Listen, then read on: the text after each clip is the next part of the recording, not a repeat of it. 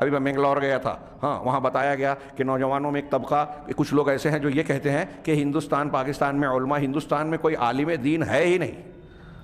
ایک طرف لوگ جاہلوں سے استفادہ کر رہے ہیں، وہ مرزا انجینئر ہے، عالم دین کی طرف سے استفادہ رجوع کر رہے ہیں، اور ان موضوعات پر گفتگو کرتا ہے جن پر اہل سنت خاموشی اختیار کرتے ہیں، قرآن و حدیث کی تعلیم کی بنیاد پر، جہالت کی بنیاد پر نہیں، اور وہ جہالت کی بنیاد پر بول رہا ہے.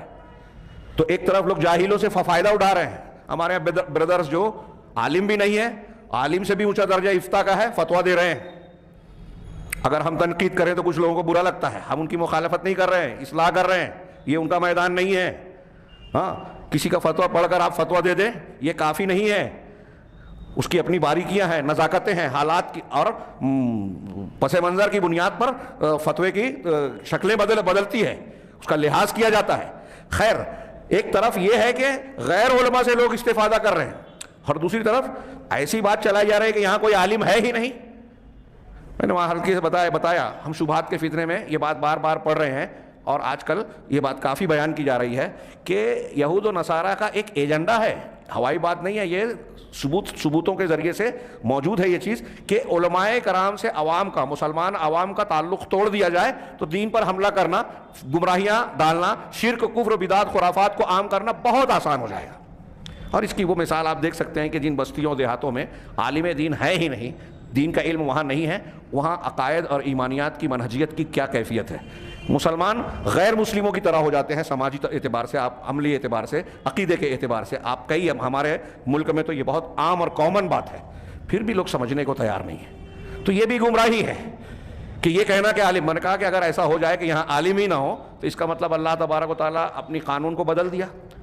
پہلے تو انبیاء بھیجتا تھا جہاں ضرورت ہوتی تھی، اب انبیاء کے سلسلے کے خاتمے کے بعد انبیاء کے وارثین علماء کرام ہی ہے نا. ہر علاقے میں حجت پوری کرنے، دین بتانے، ڈرانے کا کام کون کرے گا؟ فلولا نفر من کل فرقۃ منهم طائفۃ لیتفقهوا فی الدین.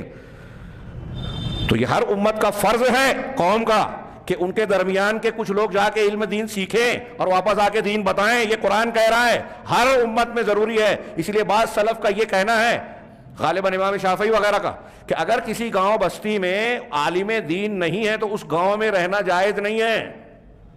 آپ کو یہاں رہنا ہی نہیں چاہیے اگر عالم نہیں ہے.